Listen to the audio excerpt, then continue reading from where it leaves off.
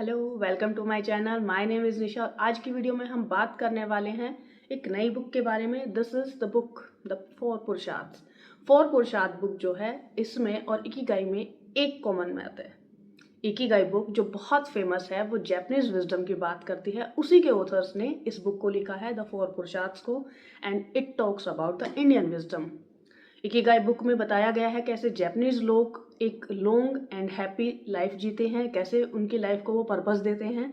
वैसे ही इस बुक में द फोर पुरुषार्थ में बताया गया है कि इंडियन लोगों का जो विजडम है वो क्या है, कैसे वो लोग अपनी लाइफ को पर्पस देते हैं, कैसे वो हेल्दी रहते हैं, कैसे वो हैप्पी रहते हैं। तो वो सारी इंडियन विजडम इस बुक की फॉर्म में हमें ऑथर्स ने दी है। और मैं इस बुक को क्यों रीड करना चाहती थी, क्योंकि मैं जानना चाहती थी कि ऑथर का क्या पर्सपेक्टिव है इंडियन विजडम को लेकर, या हमारे कल्चर को लेकर उनकी क्या सोच है, किस तरह से वो सब कुछ सम अप करके हमारे सामने रखते हैं। तो चलिए बात करते हैं इस बुक के कंटेंट की। तो इसमें क्या दिया गया है, इस बुक का जो कंटेंट है उसको 3 पार्ट्स में डिवाइड किया गया है। First is the culture of happiness, उसके बारे में बताया गया है। Second part is the philosophy of happiness, उसके बारे में बात की गई है। थर्ड पार्ट में बताया गया है कि ऐसी कौन कौन से प्रैक्टिसेस हैं which makes you happy. And अभी ये जो 3 पार्ट्स हैं, इनको देखकर आपको लग रहा होगा it is talking all about happiness, but no, this is just the title of that phase of the book. Book को 3 फेजेस में डिवाइड किया गया है, बट उसके अंदर जो कंटेंट है उसमें बहुत सारी चीज़ें दी गई हैं। इसके अंदर ऑथर ने इंडियन कल्चर को और जापानीज कल्चर को किस तरह से सिमिलैरिटीज़ इन दोनों कल्चर में हैं वो बताई हैं। इसके अंदर बताया गया है कि कैसे इकिगाई और पुरुषार्थ में क्या सिमिलैरिटी हैं वो बताई गई हैं।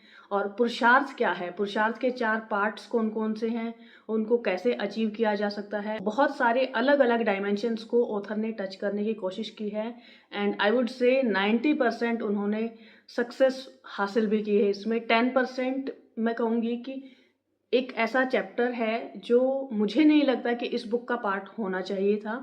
एंड उसके अलावा बाकी सब चीज़ें जो हैं वो बहुत अच्छे से कंपाइल की गई हैं। लैंग्वेज बहुत इजी है, you can read it easily, समझ सकते हैं, पढ़ सकते हैं, और इससे आप बहुत कुछ सीख भी सकते हैं। पर अगर चार्म की बात की जाए तो इस बुक को रीड करने के लिए मेरे अंदर सिर्फ एक ही चार्म था कि किस तरह से ऑथर ने हमारे कल्चर को रिप्रेजेंट किया है। बाकी जब इकिगाई को मैंने परचेज किया था, that time I was excited, because मैं एक नए कल्चर को जानने जा रही थी। जापान में मैं कभी नहीं गई हूँ, मुझे उनके बारे में नहीं पता है, तो उनके कल्चर को जानने में मुझे हेल्प मिली थी इकिगाई की हेल्प से। तो वो बुक जो है वो मेरे लिए एक नया कंटेंट लेके आई थी। बट ये जो बुक है, इसका जो कंटेंट, बिल्कुल मैं ये नहीं कहूँगी कि सब कुछ मुझे पहले से पता था, बट हाँ ये है कि ये बातें जो हैं ये हम सब ने आपने देखी हुई हैं, या कहीं ना कहीं से सुनी हुई हैं, या कहीं ना कहीं पढ़ी हुई हैं, या हो सकता है कि हम इसमें से बहुत सारी चीज़ें ऐसी हैं जो हम खुद प्रैक्टिस भी करते हैं। लेकिन ये सब कुछ आपको पता होने के बावजूद भी, when you will read this book then you will feel proud about your culture, that someone else is coming from out of India and then writing about your country. It makes me feel proud as an Indian. How do you feel, please let me know. And अभी बात करते हैं कि इस book के अंदर जो content है उससे हमारी लर्निंग्स क्या हैं। कुछ चीज़ें जो मुझे अच्छी लगी वो मैं आपके साथ शेयर करना चाहती हूँ। तो चलिए बात करते हैं सबसे पहली लर्निंग की। एक बहुत पुरानी इंडियन स्टोरी है जिसको अलग अलग फॉर्म में अलग अलग लोगों ने बोला है, तो उसके बारे में बात करते हैं। It's about elephant. तो एक एलिफेंट होता बहुत बड़ा सा, उसको जब 4 अंधे लोगों के सामने लाया गया तो उनसे पूछा गया कि तुम इसे टच करके बताओ ये क्या है। एक ने, पहले ने टच किया उसकी पूंछ को तो उसे लगा कि ये तो सांप है। दूसरे ने टच किया उसके पैर को तो उसे लगा कि ये तो कोई बहुत बड़ा सा पेड़ है, ये तो एनिमल है ही नहीं। तीसरे ने टच किया उसके कान को तो उसने कहा ये तो फैन है बड़ा सा, और ये भी कोई एनिमल नहीं है। तो चौथे आदमी ने टच किया उसके टस्क को, दांत को, तो उसको लगा कि ये तो कोई स्पेयर है और बहुत हार्ड और स्मूथ है। तो इन चारों लोगों की जो इंटरप्रिटेशन थी वो बिल्कुल अलग थी। इन चारों की इंटरप्रिटेशन कहीं ना कहीं उससे मिलती जुलती थी, उसका कुछ हिस्सा थी, बट टोटल अगर एज अ रिजल्ट देखा जाए तो चारों में से कोई भी सही नहीं था। तो इस स्टोरी से हमें क्या सीखने को मिलता है कि पहले तो अगर हम कुछ जानते हैं या हमें कुछ मालूम है तो हमें ये नहीं सोचना चाहिए that we know everything. Second point आता है कि हमें कभी भी ये नहीं सोचना चाहिए कि जो हमारा पर्सपेक्टिव है वही सही है, सामने वाले का पर्सपेक्टिव गलत है।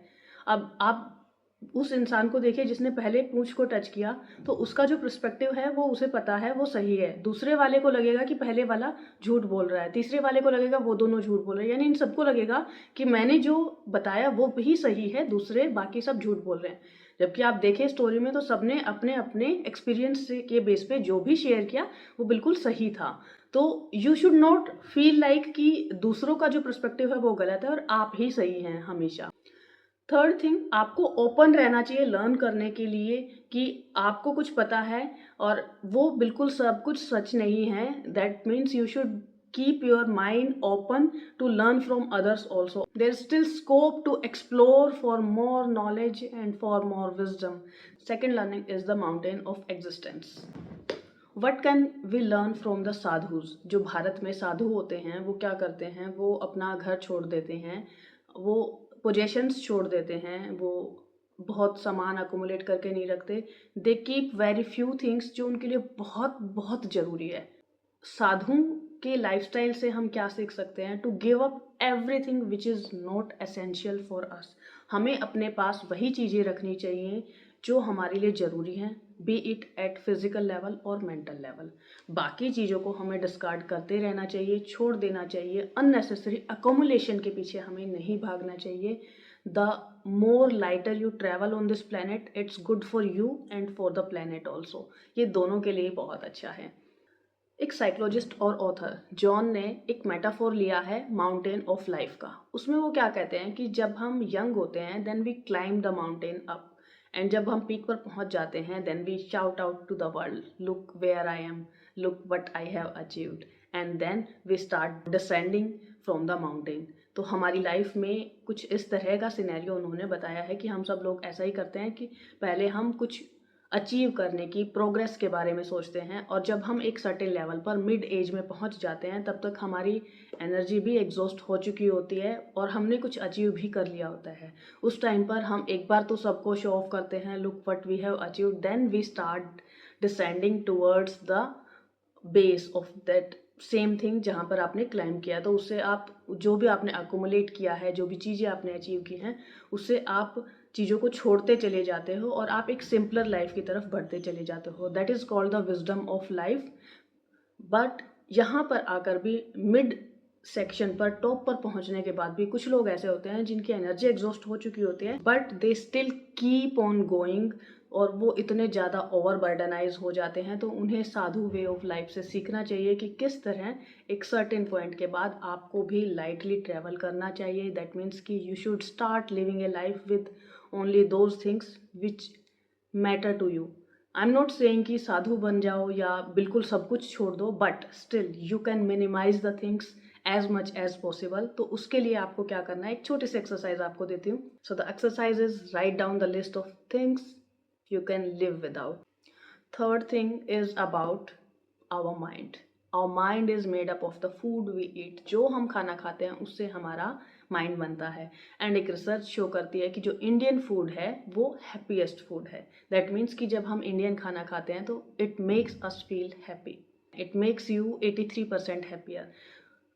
इस रिसर्च को रीड करने के बाद आई फेल्ट सो प्राउड कि हम कितने ब्लेस्ड हैं, हमें इतने डिफरेंट काइंड ऑफ फ्लेवर्स मिलते हैं फूड में, इतने अलग अलग वेराइटीज़ मिलती हैं, and it makes me feel really proud. So बात करते हैं कि क्या रिसर्च बताती है और क्या इस बारे में ऑथर ने लिखा है। वो कहते हैं कि जो हमारा खाना है इट इज़ लाइक कि हम जैसे दही को मथते हैं तो उसमें घी ऊपर आ जाता है, और घी ऊपर आने के बाद उसी से बिल्कुल प्योर घी बनता है। तो वैसे ही जो हमारा खाना हम खाते हैं उसको भी, उसके 3 पार्ट्स होते हैं। जो फर्स्ट जो बिल्कुल ग्रोसेस्ट पार्ट होता है उससे हमारा फेकल मटेरियल बन जाता है। सेकंड जो इंटरमीडिएट पार्ट होता है उससे हमारा फ्लैश बन जाता है, और जो बिल्कुल फाइनेस्ट पार्ट होता है उससे हमारा माइंड बनता है। So you should take care of कि आप क्या खा रहे हैं, क्या कंज्यूम कर रहे हैं, बिकॉज इसी से हमारा शरीर और इसी से हमारा माइंड बनता है। तो अच्छा खाना खाएंगे तो हमारी बॉडी और हमारा माइंड दोनों हेल्दी रहेंगे। According to a German online food distribution platform, research ये बताती है कि जितने लोगों ने फीडबैक दिया है ना, तो इंडियन फूड सबसे ज़्यादा उनको हैप्पीनेस प्रोवाइड करता है और they feel happier after eating Indian food. और स्पेशली इसमें जो इंडियन करी है तो इसके अंदर जो मैजिक इंग्रेडिएंट है दैट इज़ टर्मरिक। तो हल्दी जो है उसके रिसर्च भी बहुत सारी ऐसी हैं जो हल्दी के बारे में बताती है कि हल्दी हमारे मूड को स्टेबलाइज करती है या मूड को एनहेंस करती है, और ये एंटीबायोटिक है, एंटी इन्फ्लामेटरी है, बहुत सारे बेनिफिट्स हैं टर्मरिक के। सो फील प्राउड कि हम ब्लेस्ड हैं और इतने सारे अच्छे अच्छे खाने की चीज़ें हमारे पास हैं, and it enhances our mood and it makes us feel good. Also ये हमारी बॉडी और माइंड को भी नरिश करते हैं। Okay, fourth lesson is very important and it is coming from our very own Ramanujan. Yes, I'm talking about the famous mathematician.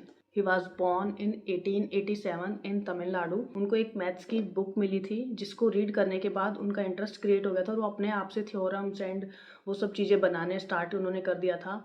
वो school में भी मैथमेटिक्स में बहुत अच्छे थे, हाफ टाइम पर में ही वो अपना पेपर कंप्लीट कर लेते थे, बट बाकी सब्जेक्ट्स में वो सिर्फ पास हो पाते थे, they are not so good in the other subjects. उसके बाद कॉलेज में क्योंकि वो मैथ्स में तो बहुत अच्छा कर रहे थे पर बाकी सब्जेक्ट्स में फेल हो जाने के कारण उनको कॉलेज ड्रॉप आउट करना पड़ा। उसके बाद उन्होंने एज एन अकाउंटेंट एक जॉब की, बट मैथमेटिक्स में बहुत अच्छे होने के कारण वो अपना ऑफिस का काम जो है वो जल्दी कर देते थे और बचे हुए टाइम को वो फिर से अगेन रिसर्च में लगाते थे। फिर उनके एक फ्रेंड जिनको इंग्लिश आती थी उस टाइम, क्योंकि इंडिया जो था ब्रिटिशर्स के अंडर था, तो उन्होंने ब्रिटिशर्स के पास रिसर्च की हुई अपनी सारी थ्योरम्स वगैरह एप्लीकेशंस एंड लेटर्स भेजना स्टार्ट किया। तो स्टार्टिंग में तो वो सब डिक्लाइन हो गई, लोगों को लगा कि ये बिल्कुल अनरियलिस्टिक चीज़ें हैं, इट्स नॉट पॉसिबल। बट फिर किसी ने उनके टैलेंट को आइडेंटिफाई किया और उनको वहाँ पर बुलाया। वो लंदन गए। लंदन जाने के बाद उन्होंने बहुत इस फील्ड में रिसर्च किया जो कि आज के टाइम पे भी बहुत यूज़फुल है। 1914 में वो लंदन गए थे। उसके बाद उन्होंने कुछ रिसर्च वगैरह की।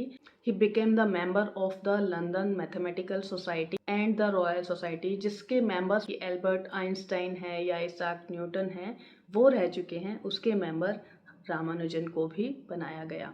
वो 32 की एज में एक्सपायर हो गए थे। इतनी कम एज में उन्होंने इतना बड़ा योगदान इस फील्ड में दिया है, तो उनसे हम बहुत कुछ सीख सकते हैं।